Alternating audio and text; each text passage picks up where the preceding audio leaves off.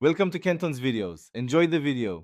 You begin by signing into iCloud on the devices you use, then enable iCloud Drive so syncing can start immediately.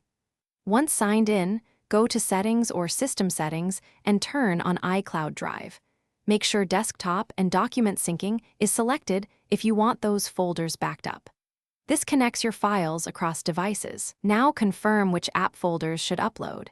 This reduces duplicate items and saves space while ensuring essential documents are synced instantly. Next, open Files or Finder to organize your iCloud Drive. Create folders, drag items into place, and rename files so everything is discoverable. You can move large folders to iCloud Drive to free local space. Make sure to wait for the cloud icon to finish uploading. If you want automatic space management, enable Optimize Storage. This keeps recent files local and offloads older items to the cloud. Once done, search and tags help you find files faster, and consistent naming prevents duplicate. To finish, share documents by creating a link or inviting collaborators with view or edit permissions. This keeps a single master copy in the cloud. If you accidentally remove something, open Recently Deleted and restore within 30 days.